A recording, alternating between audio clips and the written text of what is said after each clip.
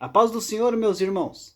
A leitura diária de sexta-feira, 18 de junho de 2021, tem como título Chamados para Servir. O texto bíblico encontra-se na primeira carta de Paulo a Timóteo, capítulo 3, versículo 13, que diz assim: Porque os que servirem bem como diáconos adquirirão para si uma boa posição e muita confiança na fé que há em Cristo Jesus.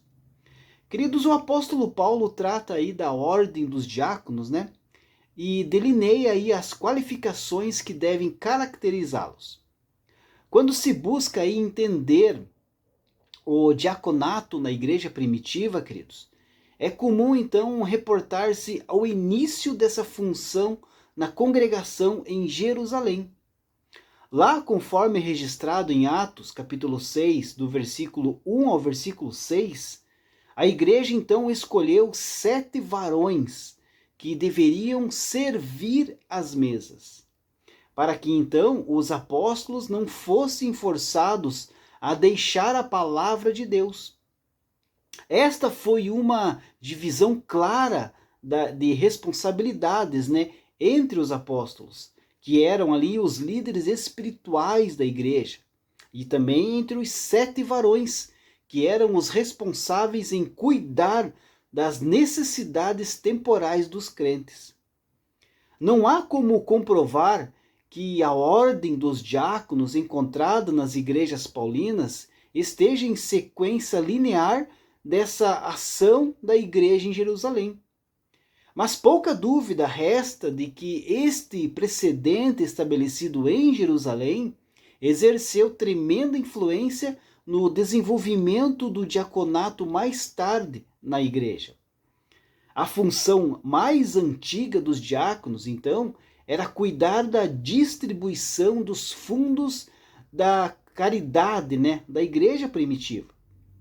Ainda que o substantivo grego ali, transliterado por diácono, signifique servo ou assistente, qualquer tradução é enganosa, porque os diáconos não eram assistentes dos administradores, mas eles eram despenseiros das obras de caridade da igreja.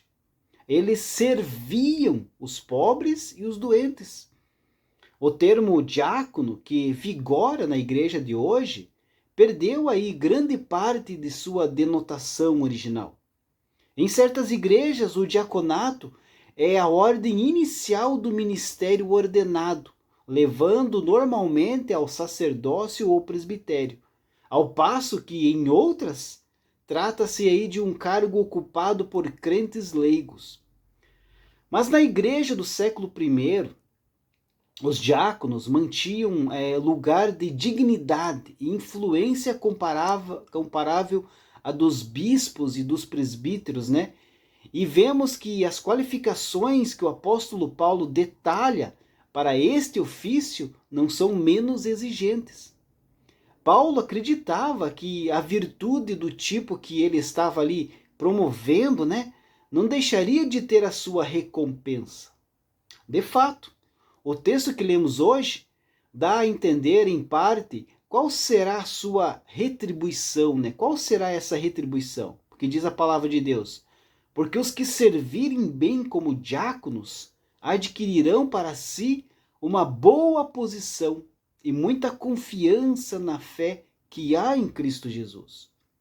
O significado não pode ser que os diáconos que exemplificarem estas qualidades terão a probabilidade de serem promovidos ao mais alto cargo. Tal interpretação seria um insulto aos princípios que Paulo se esmerava em estabelecer. Nem pode significar que a fidelidade nestes detalhes lhes dará ali posição elevada aos olhos de Deus. Então, o único significado possível é que, por meio disso, eles ganharão a reputação de serem homens bons e fiéis. O grande comentarista teólogo Simpson resume essa questão dizendo que a influência é um subproduto do caráter. E a mente do apóstolo estava ali enfatizando os elementos que contribuem para uma humanidade forte, tendo por base a espiritualidade.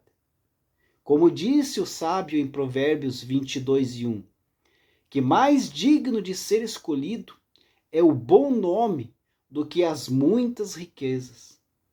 Não é recompensa ruim para quem determinou ser, a qualquer preço, verdadeiro com Cristo. Que as pessoas, então, digam ao seu respeito, como disseram a Barnabé, ele era um homem bom. Deus abençoe a sua vida. Uma ótima sexta-feira a todos.